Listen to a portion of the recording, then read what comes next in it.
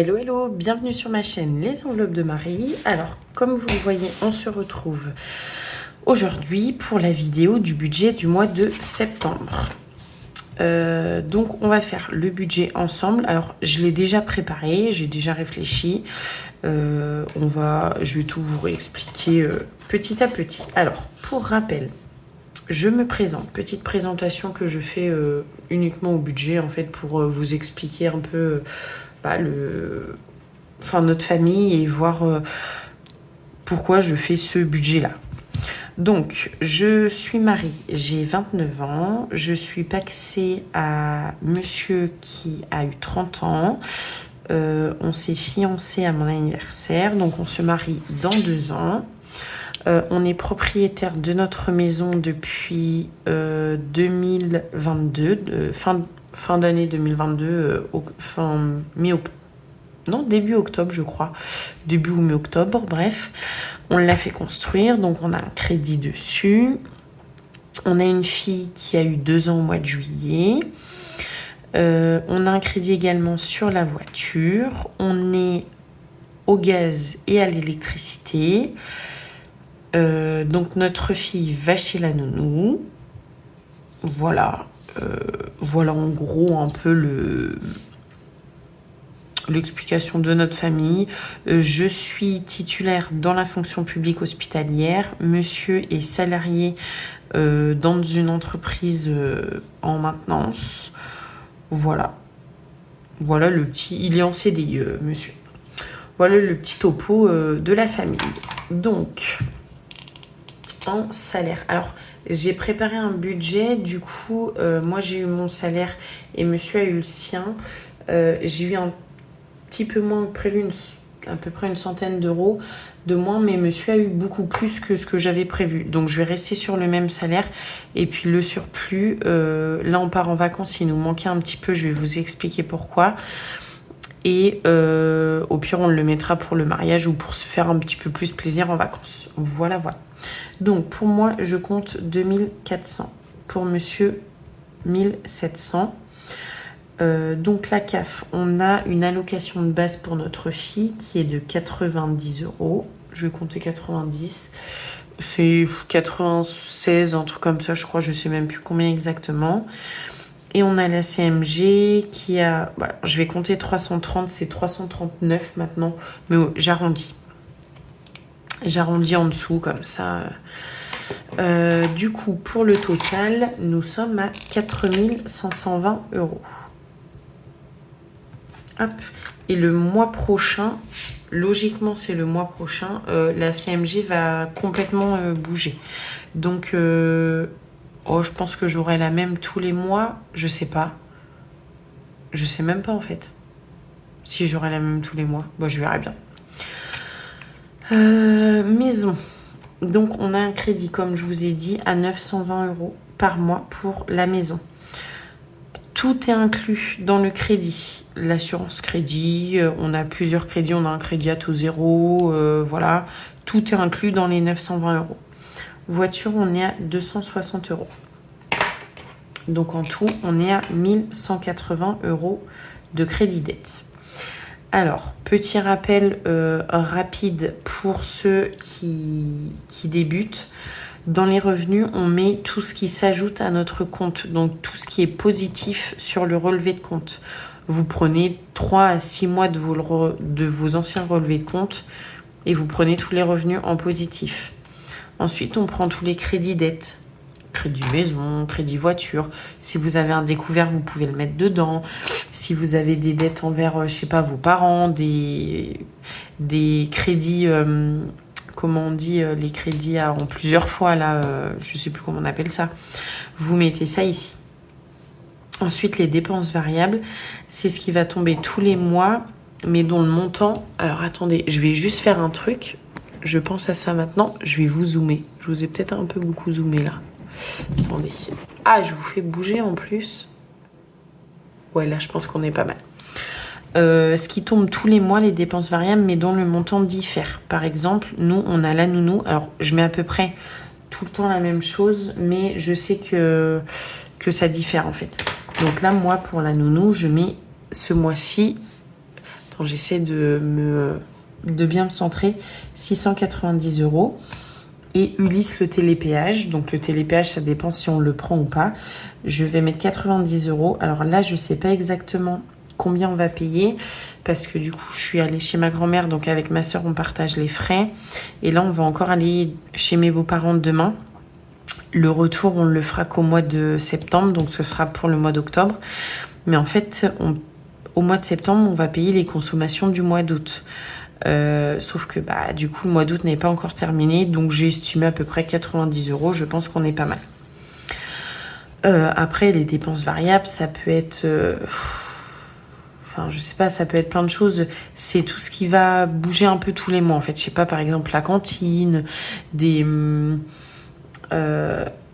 aides, des cours particuliers qu'on prend pas tous les mois, des choses qu'on fait tous les mois, mais qu'on dépense pas la même somme en fait tous les mois. J'espère que vous arrivez à me comprendre. Donc on est à 780 € moi en dépenses variables. Ensuite en dépenses fixes. Dépenses fixes, à contrario, c'est les prélèvements qui tombent tous les mois avec la même somme. Donc nous on a EDF, on est à 220 € par mois. SFR, on est à 45. Oui, alors, en parlant de ça, est-ce qu'ils nous ont débité? Faut que je regarde parce que j'ai vu la facture, j'ai hurlé quand j'ai vu la facture. 58 €, un truc comme ça. Et je me suis dit, mais il se passe quoi? Pourquoi on paye autant en fait? Je comprenais pas. Et j'ai regardé le détail de la facture et en fait, ils nous ont facturé un achat VOD qu'on n'a pas fait. Alors, ils disent oui, ça peut être les enfants, tout ça, mais notre fille, elle touche pas à la télé. Enfin, moi, ça me paraît bizarre. Elle a regardé si on l'avait vu. Et vu qu'on n'a pas vu en fait, on a acheté une première saison d'une série, du coup, qui coûtait 15 € quand même. C'est énorme. Vu qu'on l'a pas vu, ils vont nous rembourser, mais que sur le mois d'après. Donc, logiquement, je vais payer 15 € en moins, mais je préfère mettre 45 €, comme ça, au moins, j'aurai un petit surplus au pire.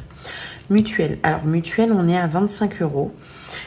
C'est pas réellement notre mutuelle. La mutuelle passe sur le salaire de monsieur, de nous trois.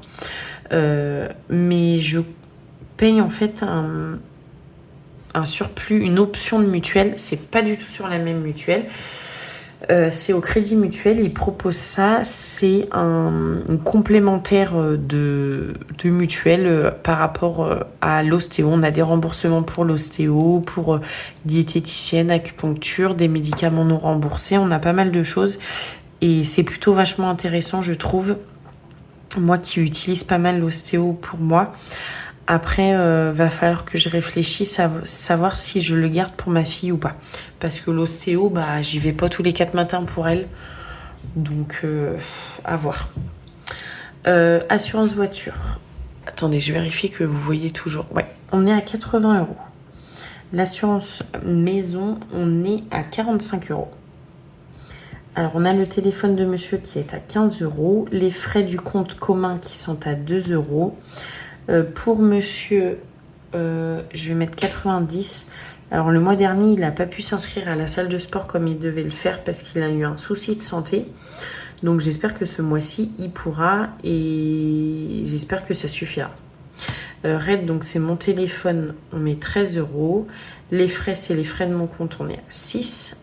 Et enfant, c'est un virement qu'on fait tous les mois pour le compte de notre fille. Je mets 20 €. Donc, on est à 561, mais je vais compter 560. Donc, ensuite, une fois qu'on a fait tout ça, on additionne. Alors, moi, j'additionne après, ça revient au même. Je vais additionner les 3. On est à 2600 € de dépenses. Ouais, ça doit être ça. 2610 €. Et ensuite, du coup, je vais venir déduire les 2610 de mes revenus. 2610. Donc, non, c'est pas bon. J'ai dû me tromper quelque part parce que je comptais pas ça. 1180 plus 780 plus 560. 2520. Je sais pas ce que j'ai fait. J'ai dû me tromper en tapant. 2520. Donc, on est à 4520 moins 2520. On est à 2000. Je préfère 2000 avec encore un 0 parce que 200, ça va pas faire beaucoup. Ensuite, du coup, il nous reste 2000 € de reste à vivre. Donc, pour nous, dans notre famille, le reste à vivre, c'est les enveloppes du mois et les épargnes. Je commence tout d'abord, moi, par les enveloppes du mois. Donc, pour les enveloppes du mois, j'ai des enveloppes à la semaine et des enveloppes au mois. J'ai des enveloppes en espèces et en virtuel. Donc, les courses, c'est une enveloppe à la semaine. J'ai 100 € par semaine, donc 400 € dans le mois. Divers, c'est en espèces. J'ai 20 € par semaine, donc 80 € par mois. Imprévu, pareil, mais j'ai 10 € par semaine, donc 40 € dans le mois. Bébé, exactement comme divers, c'est en espèces et on a 80 € par mois, 20 € par semaine.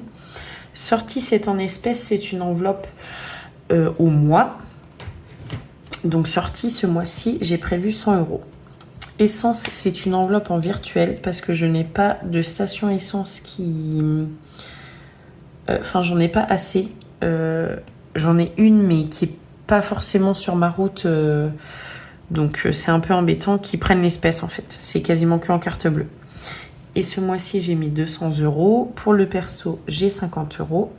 CB, j'ai 100 €. Pour monsieur, on a 450. Alors, j'ai eu une question là sur Insta. Pourquoi moi, je suis à 50 et monsieur à 450 ? Tout simplement parce que dans les 450 € de monsieur, il y a compté plusieurs choses. Il n'y a pas que son perso.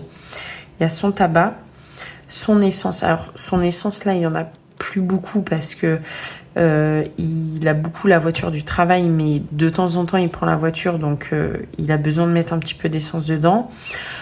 Il a des dépenses pour aller à la laverie, pour laver ses vêtements. Enfin, il a d'autres dépenses donc qui sont comptées là-dedans. Et pour les promos que j'ai oublié de noter au-dessus, j'ai mis 100 €. Et ça, c'est une enveloppe en espèces et au mois. Donc, nous sommes à un total de 1600 €. Donc, il nous reste 400 €, hop, que je vais noter ici tout de suite, d'épargne. Alors, pour ce mois-ci, dans les épargnes, donc, on va mettre fonds de secours, on met 30 € pour ce mois-ci. J'essaie de mettre à peu près 30 € par mois. Entretien. Donc nous, l'entretien, c'est l'entretien de notre chaudière et de notre adoucisseur. En parlant de ça, je les ai toujours pas appelés, j'ai toujours pas pris rendez-vous. Faut que je prenne rendez-vous pour les deux là, parce que on met 40 €. L'eau, on met 20 €. Là, j'ai une facture d'eau qui va passer au mois d'octobre. Noël, on met 50 € par mois.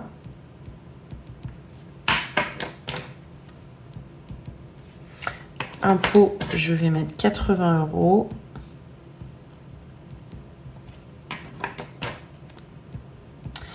Et du coup, dans vacances, on va mettre 180. Alors, tout à l'heure, je vous disais qu'il va nous manquer un petit peu dans vacances. Pourquoi ? Parce que j'ai pris des chèques vacances à mon travail et du coup, j'ai utilisé le budget vacances pour les payer. Alors moi, mon travail, c'est en fait, je prends une somme et mon CE paye un pourcentage. Donc en tout, j'ai eu 420 € de chèques vacances et j'ai payé 300 et quelques, je sais plus combien. Peut-être 360, enfin j'ai pas eu énormément cette année par mon CE, mais bon, c'est déjà ça. Et je me suis dit, bah de toute façon, les chèques vacances, on les utilisera en vacances pour les restos, tout ça. Sauf qu'en fait, quand j'ai reçu mes chèques vacances, j'ai eu une lumière qui m'est apparue. C'est que les chèques vacances marchent qu'en France et pas en Espagne. Et on va en vacances en Espagne. Donc, il me manquait à peu près 300 euros. Donc, j'ai réussi à... il va me manquer à peine 20 euros, mais bon, on devrait y arriver. Donc, c'est pour ça, on va peut-être compléter un petit peu avec monsieur et pour dire d'être un petit peu plus sûr, un petit peu plus serein pour les vacances. Donc, on est à 400 euros d'épargne. Pour ce mois-ci, ça va être déjà plutôt pas mal. Ensuite, nous, on a un compte commun, on a un compte chacun et on a un compte bourseau. Le compte bourseau, il me sert pour l'essence, pour gérer un peu mieux le budget essence. Donc ensuite, moi... attendez, je vais vous dézoomer. Moi, de mon côté, je check quelle dépense va dans quel compte et je vois quelle somme je dois mettre sur chaque compte. Je vais y arriver à m'exprimer correctement. Pour l'année prochaine, sur mon budget de planeur, je vais faire en sorte que ça se voit plus facilement. Pour moi, ça va être beaucoup plus pratique. Voilà. Et bien écoutez, on est plutôt pas mal sur le budget. Si vous avez des questions, n'hésitez pas.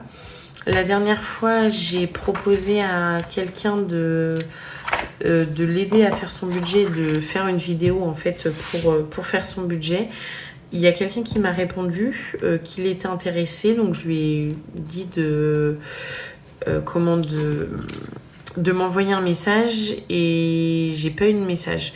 Faudrait que je check vite fait sur ma boîte mail. Alors clairement, je ne regarde jamais quasiment ma boîte mail de budget family. Donc, faudrait que je le regarde de temps en temps. Et faudrait que je regarde sur le commentaire si elle m'a pas répondu. Mais s'il y en a que ça intéresse, n'hésitez pas à m'envoyer un message sur Insta et à me le mettre à me le mettre en commentaire, mais du coup à m'envoyer un message sur Insta pour qu'on puisse discuter ensemble parce que en commentaire on va pas pouvoir discuter correctement. Et bien écoutez, je vous souhaite une très belle semaine, une très bonne rentrée, un très bon mois de septembre et je vous fais plein de gros bisous et je vous dis à la prochaine.